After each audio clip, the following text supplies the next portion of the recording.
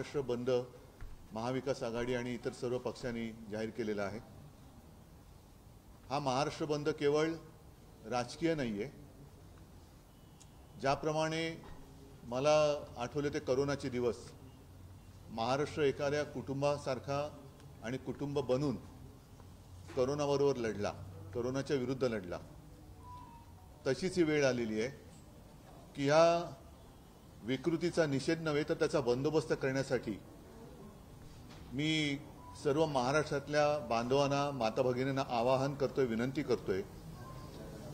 प्रत्येकाच्या मनामध्ये ही एक खंत आहे की आपण नेमकं कसं जगतो आहोत। मुलं बाळ शाळेमध्ये जात आहेत, त्या शाळेमध्ये सुद्धा मुली जर का सुरक्षित नसतील तर मग मुलगी शिकली, प्रगती झाली या वाक्याला अर्थ तरी काय राहणार। आणि त्यासाठी संपूर्ण महाराष्ट्राने व्यक्त होण्याची गरज आहे। केवळ राजकारण म्हणून नव्हे तर माझ्या माता भगिनी सुरक्षित राहिल्या पाहिजे ही भावना आणि ही भूमिका सर्वच राजकीय पक्षांची असलीच पाहिजे। त्याच्यानंतर पुढचं राजकारण येतं। जर का एकूण आपण पाहिलं तर कालचीच केवळ एक घटना नाहीये, तर गेल्या काही दिवसातल्या वृत्तपत्रातल्या बातम्याच मी कापून आणलेल्या आहेत। ही 21 ऑगस्टची आहे। गेल्या 5 वर्षात 20,000 बालिकांवरती अत्याचार ही बातमी आलेली आहे। त्याच्यानंतर काल सकाळमध्ये आहे असंवेदनशीलतेचा सर्वत्र निषेध, म्हणजे सगळ्यांनी निषेध केलेला आहे, सगळ्यांच्या मनामध्ये ही खदखद आहे। त्याच्यानंतर ही एक घटना आहे, चांदिवलीमध्ये एका चिमुरडीवरती अत्याचार झाला होता। मंत्री लोढा यांनी कुटुंबाची भेट घेतली। त्याच्यानंतर परत सकाळमधलीच बातमी आहे, मुंबईत बाल लैंगिक अत्याचारात वाढ। आता सुद्धा येताना मी ऑनलाईन पाहिलं की ठाण्यामध्ये एक अशीच घटना घडलेली आहे। हे नुसतं पाहत पाहत कुठपर्यंत जायचं आपण। गेल्या आठवड्यामध्ये बंगालमध्ये जी एक असंच कृत्य घडलं त्याच्या निषेधार्थ देशभरामध्ये एक आगडोंब उसळला। त्याच्याही पूर्वी आपल्याला आठवत असेल की निर्भया जी घटना घडली होती, म्हणजे दुष्कृत्य झालं होतं, त्याहीबद्दल संपूर्ण देश खडबडून जागा होऊन त्याच्या विरोधात उभा राहिला होता। तशीच ही एक घटना आहे।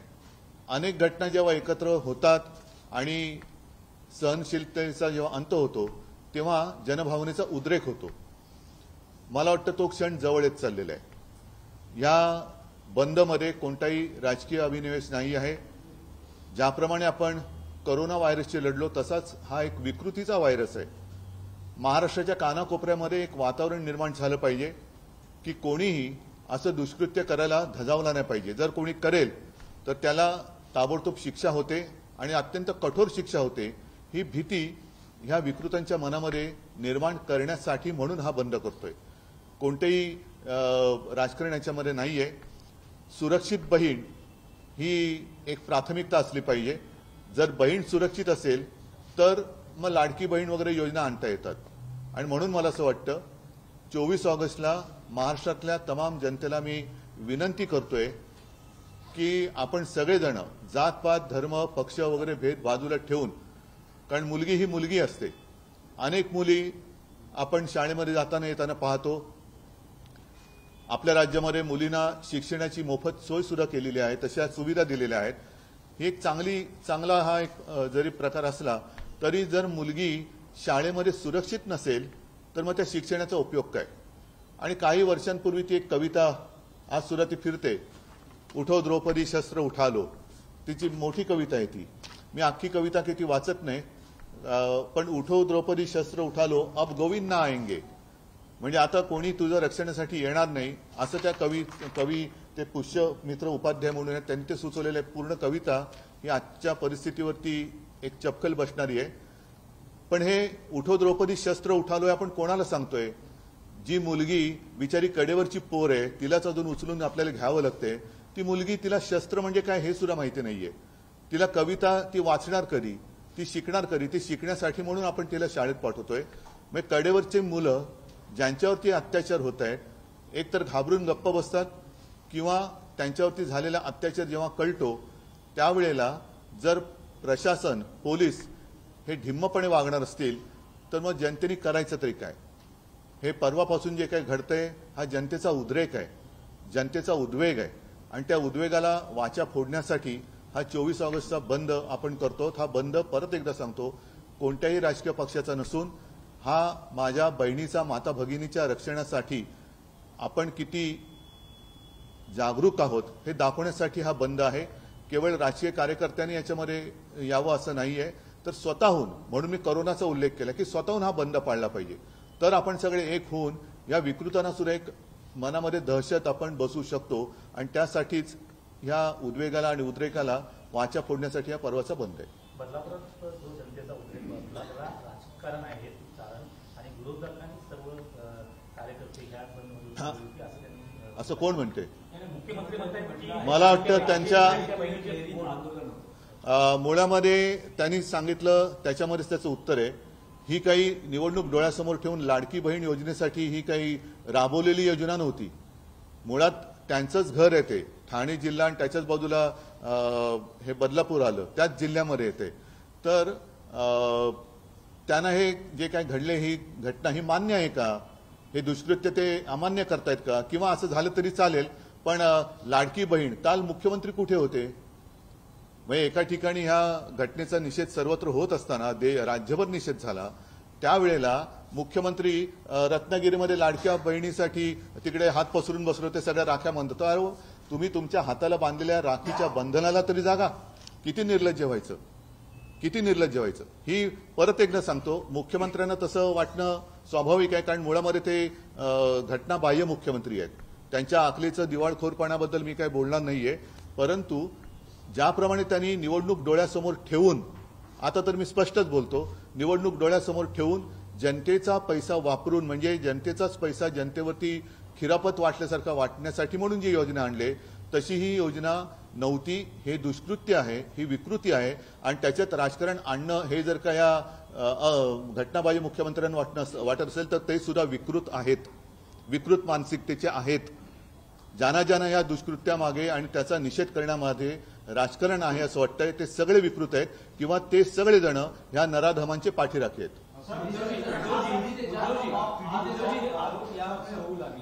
आंदोलकांच्या गर्दीमध्ये काही लाडकी बहीण योजनेचे फ्लेक्सेस आढळले, त्यानंतर असेल ना, पण म्हणून निषेध व्यक्त करू नये का? आता सुद्धा मला बदलापूरचे शिवसैनिक भेटायला येणारच आहेत। एखाद्या घटनेचा निषेध करणं हे राजकारण कधीपासून यांना वाटायला लागलं? हे राजकारणात काय म्हणजे निषेध पण करायचा नाही।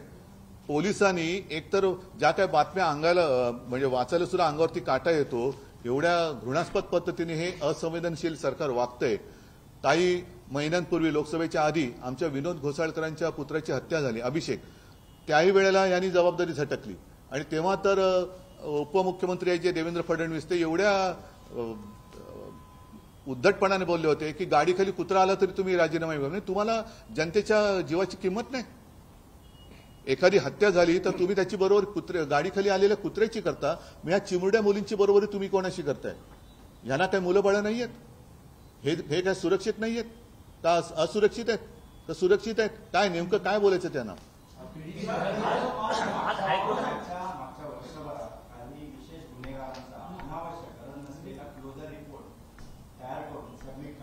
नाही ते सोडा, मला या भूमिकेवर मी हायकोर्टाला आजपर्यंत मुलीच्या वडिलांचा, दुसऱ्या मुलीच्या वडिलांचा जबाब नोंदवला गेला नाही, दुसऱ्या मुलीचा जबाब नोंदवला नाही, अशा प्रकारचे हे केलेलं आहे। नाही, मी जे सांगत होतो ते अर्धवट राहिलं। मी जे काय वाचनात आलं, कारण ही बातमी पूर्ण वाचण्याचं धाडस माझ्यात तरी नाहीये, मग ती कलकत्त्यातली असेल, इथली असेल, अगदी गेल्या 4 दिवसापूर्वी राजस्थानमध्ये एका 3 महिन्याच्या मुलीवरती असा अतिप्रसंग घडला अशी बातमी आहे। मग ही विकृती आली कुठून जन्माला? आणि त्याच्यात ह्या ज्या घटनेमध्ये मुलीची आई ती गर्भवती आहे, तिला सुद्धा 10-10, 12-12 तास नुसतं खोळंबून ठेवलं, तिला 102 वगैरे ताप आहे, म्हणजे तिची तब्येत बरी नाही, तिला हॉस्पिटलमध्ये ऍडमिट करावं लागलं। हे काय सरकार कोणाचं आहे? नराधमांचं सरकार आहे का? आणि मग राजकारण करायचं असेल तर मग आम्ही राजकारण करू, पण आता तरी आम्ही याच्यात राजकारण करत नाही। पहिलं या घटनाबाह्य मुख्यमंत्र्यांनी सांगावं ते नराधमांच्या बाजूचे आहेत का विरुद्ध आहेत? आणि ही योजना म्हणजे निवडणूक डोळ्यासमोर ठेवून आणलेली लाडकी बहीण योजना नाही, हे त्यांना पहिलं कळलं पाहिजे। कळलं पाहिजे. म्हणजे काल सुद्धा खरं ते तिकडे पोहोचायला पाहिजे होते, पण हे रत्नागिरीमध्ये डामडौलामध्ये बसले होते आणि किती अर्धा डझन मंत्री, कितीतरी एसटी गाड्या तिकडे आणल्या गेल्या होत्या. म्हणजे पैसे देऊन गर्दी करायची, त्याच्यामध्ये रेकून रेकून भाषणात ठोकायची. आणि हे बघा ना, मुख्यमंत्री यांच्यासह अर्धा डझन मंत्री आज रत्नागिरीत, कालची आहे, आणि त्यांच्याबरोबर गुलाबी जॅकेट पण होतं. म्हणजे हा काय फॅशन शो चाललाय, काय फॅशन शो चाललाय? कपडे वेगवेगळे रंगीबेरंगी घालायचे, राख्या बांधून घ्यायच्या, योजना मागून योजना आणायच्या, आणि जनतेच्या खऱ्या ज्या काही व्यथा वेदना आहेत त्याच्याकडे दुर्लक्ष करायचं. हे असंवेदनशील सरकार आहे. आणि जर त्यांना असं वाटत असेल ह्याच्यात राजकारण आहे, तर असं बोलणारे सुद्धा विकृत आहेत. हा शब्द मी पुन्हा पुन्हा सांगतोय. संस्थाचालक हा भाजपचा पदाधिकारी असल्यामुळेच अशा प्रकारचा गुन्हा दाखल करण्यास वेळ झाला, नोंदी करण्यास वेळ, दखल घेण्यास वेळ झाला. गृहखात्याकडून दबाव आला असेल असं वाटतं का? ह्याच्यामध्ये पोलीस आयुक्त कोण आहेत? त्या परिसराचे पोलीस आयुक्तांचं काय नाव आहे? डुमरे. मग त्यांचं डमरू का वाजलं नाही याच्यामध्ये? पोलीस आयुक्त कुठे आहेत? आयुक्तांनी याच्याबद्दल सांगायला पाहिजे की त्यांच्यावरती दबाव होता की नव्हता. खरं पोलीस असं वागत नाहीत, पण त्यांच्यावरती दबाव जर आणला गेला असेल तर दबाव आणणारे आणि दबावाखाली काम करणारे पोलीस हे त्या नराधमा एवढेच गुन्हेगार आहेत, तर त्यांना सुद्धा शिक्षाही झालीच पाहिजे. लाठीचार्जच्या दिवशी म्हणजे ज्या दिवशी आंदोलन होत होतं त्या दिवशी गृहमंत्री, पालकमंत्री, इतर कोणी नेते न जाता गिरीश महाजन वारंवार तिथे जात होते आणि आंदोलकांना शांत करण्याचा प्रयत्न करत होते. गिरीश महाजनांबद्दल काय बोलायचं? जाऊ दे, मी आता आणखीन त्या विषयाला फाटे फोडत नाही.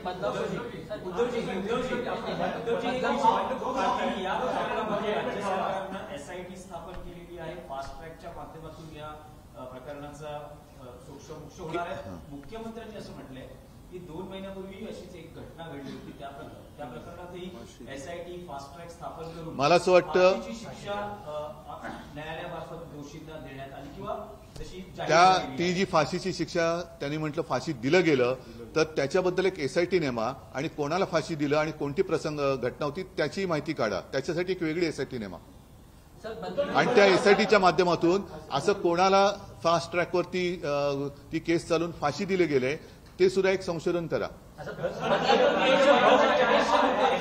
एकाने विचार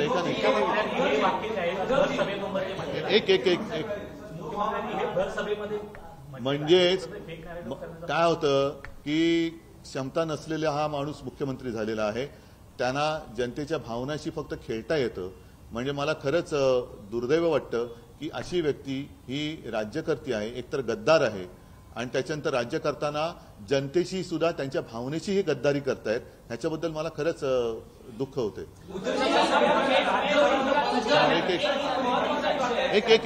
एकच कोणी काही करू नये याची ही जबाबदारी आहे. आणि प्रणितीताईंनी असं म्हटलं होतं की आग लागली पाहिजे होती, याचे क्रिटिसिझम होतं.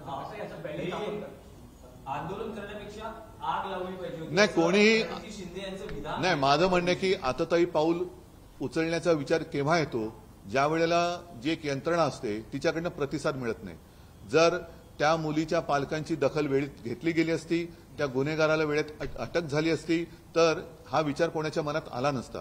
जेव्हा अशा घटना घडल्यानंतर यंत्रणा ढिम्म राहते, गर्भवती आईला 10-12 तास खोळंबून ठेवलं जातं आणि त्याच्यानंतर जर का जनतेचा उद्रेक झाला तर त्याच्यात राजकारण आणलं असं म्हणणं आणि ज्यांनी आंदोलन केलं त्यांच्यावरतीच गुन्हे दाखल करणं, हे असं बघितल्यानंतर मग आग लागो तुझ्या कारभाराला असंच म्हणायची वेळ येते.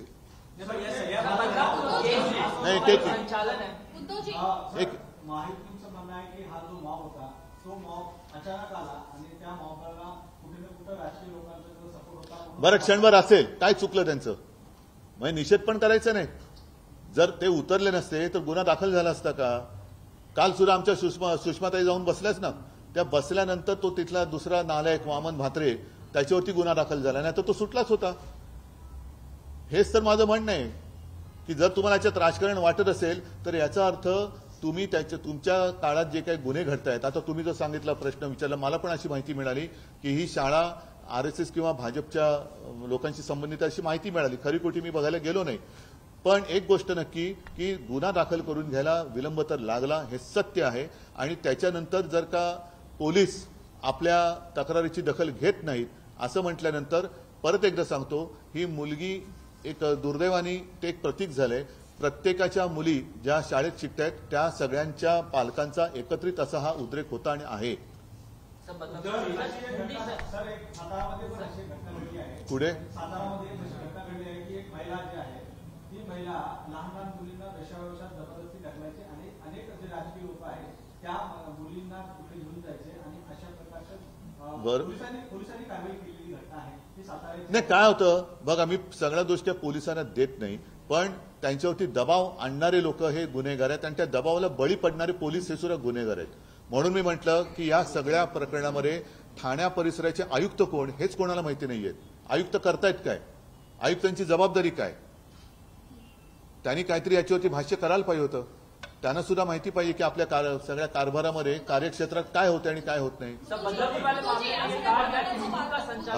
प्रकरणामध्ये रिपोर्टिंग करणाऱ्या सगळ्याच्या महिला पत्रकाराबद्दल जे आक्षेपार्ह वक्तव्य वामन म्हात्रेंनी केलं त्याच्यावरही गुन्हा नोंदवण्यासाठी उशीर केला आणि आंदोलन करावं लागलं. राजकीय पक्षाची संलग्न असतानाही कुठली कारवाई झाली नाही.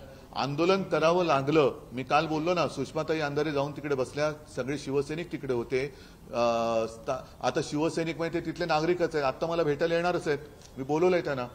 पण हाच जो विषय आहे ना की तक्रारीची दखल जर वेळच्या वेळेला घेतली गेली असती आणि कारवाई झाली असती तर हा उद्रेक झाला नसता.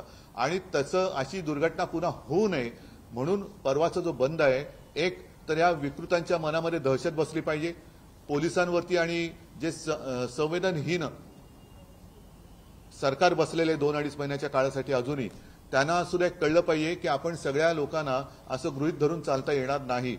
आणि परत एकदा सांगतो की रक्षाबंधनाच्या दिवशी म्हणजे राखी पौर्णिमा हे घटनाबाह्य मुख्यमंत्री कुठे होते ते काढा. काल सुद्धा एवढी तिकडे सगळा आगडो मुसळला होता तरी सुद्धा हे मिरवत होते रत्नागिरीमध्ये. हे किती निर्लज्जपणाचा कळस आहे. राख्या बांधून बांधून फोटो काढतायत पण त्या बंधनाला अर्थ आहे. रक्षाबंधन म्हणजे दादा माझं रक्षण करतो आणि तोच दादा जर का दादागिरी करत असेल तर ही दादागिरी चिरडण्याची हिंमत सगळ्या बहिणींमध्ये आहे. या घटनांमध्ये वाढ झाली आहे. घटना झाल्यानंतर राजकीय आरोप प्रत्यारोप होत आहे, पण लोकप्रतिनिधी म्हणून राज्यकर्ते किंवा विरोधक यांनी एकत्र येऊन काही जरूर पावलं उचलणं, कायदा करणं, शक्ती विधेयक जे आणलं गेलं त्याचं पुढे काय झालं.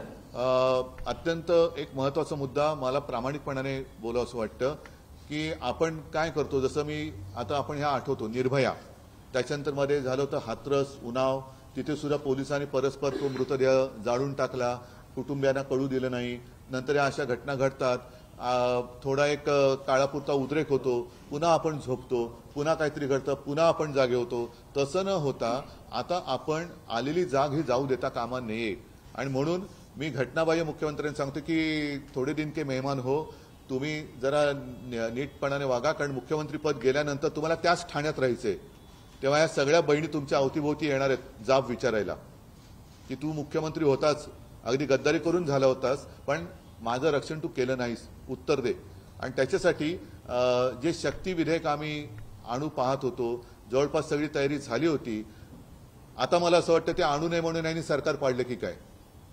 आता त्या विधेयकाचं झालं काय, काय सुधारणा असतील, काय असेल करा ना, पण आणा ना ते. आणि दुसरी गोष्ट, ज्या फाशीचा उल्लेख यांनी केला त्याच्याबद्दल एक SIT नेमा आणि कोणाला नेमकी फाशी दिली हे लोकांना कळू द्या. ठीक आहे.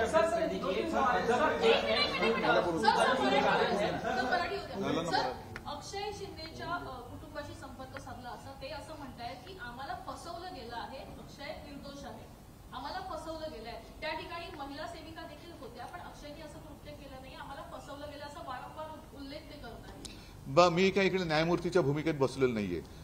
जर अक्षयला फसवलं गेलेलं नसेल तरी सुद्धा त्या मुलीसोबत जे झाले ते खोटं आहे का, म्हणजे मग हा प्रश्न अजून गहन होतो की मग खरा गुन्हेगार कोण आहे. जर हे खरं असेल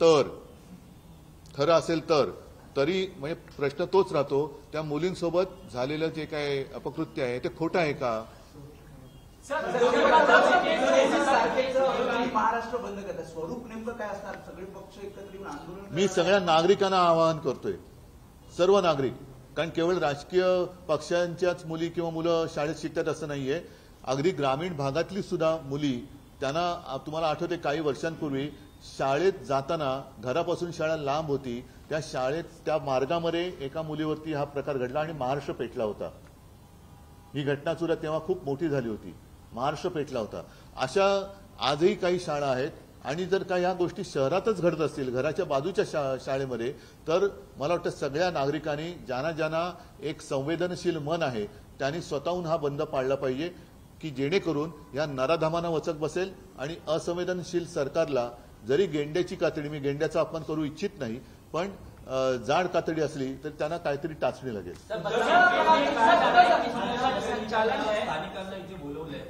नाही, त्यांनी आज भेटायला, मी आता त्यांनी मला आज येऊन भेटायची इच्छा व्यक्त केली. मी जरूर जाईन, पण आता त्या कुटुंबियांना मी त्रास देऊ इच्छित नाही. पण मी जाईन जरूर जाईन, पण मी त्या कुटुंबियांना काही त्रास देऊ इच्छित नाही, कारण त्यांची मानसिकता आपण समजून घ्यायला पाहिजे. त्यांच्याबरोबर माझं बोलणं झालं, या सगळ्या गोष्टी असतात, तर त्याच्याबद्दल मी काही जास्त बोलू इच्छित संचालन है मध्य प्रदेश में स्कूल का संचालन है वो बीजेपी के लोग थे, उसमें शिवसेना यूपीटी के लोग थे, शिंदे के लोग थे. इसके लिए एफआईआर उन्हें बचाने की कोशिश की गई और इसलिए एफआईआर करने में देरी हुई. नहीं, वापस पूछो.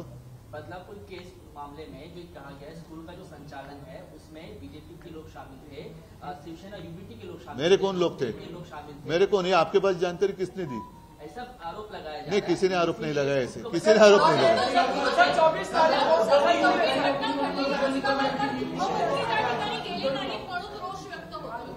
मी तेच सांगतोय परत, गृहमंत्री तर कोणतीच जबाबदारी घ्यायला तयार नाहीयेत. काही महिन्यांपूर्वी आमच्या अभिषेकची हत्या झाल्यानंतर त्यांचा आम्ही राजीनामा मागितला होता. त्यावेळेला ते अत्यंत निर्घुणपणाने बोलले होते की गाडीखाली कुत्रा आला तरी तुम्ही आमचा राजीनामा मागाल. तर ज्यांना आपल्या जनतेच्या जीवाची काळजी नाही, ती बेपर्वाई असणारे हे गृहमंत्री आहेत. दुसरे जॅकेटवाले गृहमंत्री सुद्धा कुठे फिरतात माहिती नाही, आणि आमचे घटनाबाह्य तर काय ढोल पिटत फिरतातच आहेत. त्याच्यामुळे या सगळ्यांना जमिनीवरचा आक्रोश हा कळला पाहिजे. म्हणून मी परत एकदा महाराष्ट्रातील तमाम जनतेला हात जोडून विनंती करतोय की कोणतेही राजकारण न आणता आपल्या घरातल्या मुलीबाळींचं रक्षण करण्यासाठी आता आपल्यालाच पुढे यावं लागेल, आणि त्याच्यासाठी आपण जागे आहोत.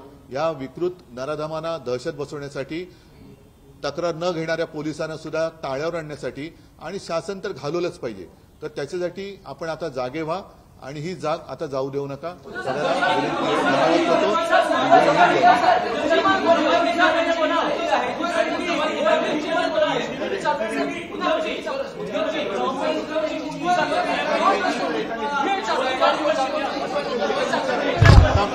आता हिंदीचं हिंदी बोलतो. नको एकच हिंदी नाही, हिंदी. 24 तारीख को अपने महाराष्ट्र जो बंद की आपने घोषणा की है, किस तरीके से पूरा बंद होगा? खासकर लोगों में बहुत रोष है, गुस्सा है, जो हमने बदलापुर में उस दिन भी देखा और अभी भी लोगों में गुस्सा है. लेकिन सरकार जो है, सरकार की ओर से, मुख्यमंत्री की ओर से राजनीतिकरण हो रहा है, इस तरह की वो आरोप लगा रहे हैं. क्या कहेंगे? जो भी घटना हुई है सिर्फ उसकी निंदा कर होने वाली बात नहीं है. हम देखते आ रहे हैं कई दिनों से. मैंने अभी जो मराठी न्यूज़पेपर में जो खबरें आई हैं पिछले कुछ दिनों से, ये घटना लगातार बढ़ती जा रही है. आज भी आते आते मैं ऑनलाइन पढ़ रहा था, ठाणे में ऐसा कुछ हुआ है, जहां हमारे जो घटनाबाह्य मुख्यमंत्री जी है उन्हीं का वो थाना वहां रहते हैं वो.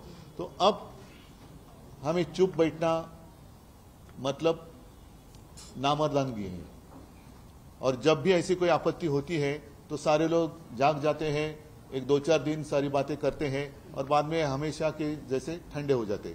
तो अब हमें ठंडे रहकर कुछ होने वाला नहीं है. और इसलिए मैं सारी महाराष्ट्र की जनता है, जिसमें मेरी माँ, बहनें, सब कुछ, सारे लोगों को मैं विनती कर रहा हूँ, आप लोगों के लिए, आपकी बच्ची है, आपकी बहन है, आपकी माँ है, उनकी सुरक्षा के लिए अब ये जो सरकार है हिल नहीं रही और राजनीति कर रही है, राजनीति के आरोप लगा रहे हैं. तो उनको उनकी जगह दिखाने के लिए 24 तारीख का जो बंद है, जैसे हमने कोरोना के साथ एक जंग छेड़ी थी और महाराष्ट्र एक परिवार जैसे उसके साथ लड़ा था, तो अब हम परिवार बनकर ही इस विकृति का सामना करेंगे. सर, लाडली कायदा सरकार ने लाया हुआ है, लेकिन महिलाएं सुरक्षित नहीं है. सरकार मतलब जिस तरीके से योजना का पूरी तरीके से एक ढिंढोरा पीटा जाता है, अगर आप, लेकिन महिलाएं सुरक्षित नहीं है. तो इस योजना का कुछ कोई मतलब है लगता है? हमारे लिए तो सुरक्षित बहना इसी को प्राथमिकता है और रहेगी।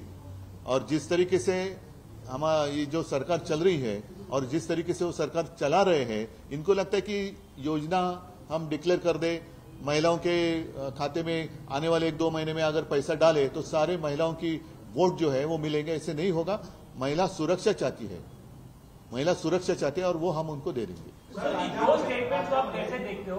एक मुख्यमंत्री जब ये बोल रहे हैं कि जो प्रोटेस्ट बदलापुर में हुआ वो पॉलिटिकली मोटिवेटेड था, और प्रणीति शिंदे ये बोल रही है कि आग लगानी चाहिए। दो स्टेटमेंट। पहले जो आपने कहा, दुर्भाग्य है हमारे ये मुख्यमंत्री है, उनका जो स्टेटमेंट है इसमें राजनीति है, तो उनकी मानसिकता विकृत है।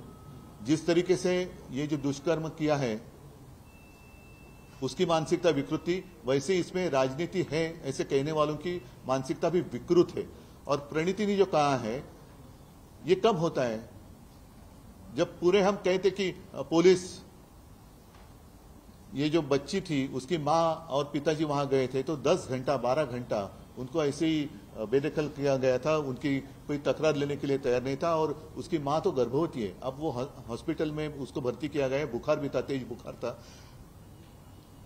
सीधे रास्ते से अगर न्याय नहीं मिलता है तो लोगों की मानसिकता हो सकती है कि आग लगे तेरे जो कारभार चल रहा है उसको, आग लागो तुझ्या कारभाराला। तो ये तो मानसिकता हो सकती है। और इसको अगर आप राजनीति कहते हैं तो ऐसे लोग विकृत है।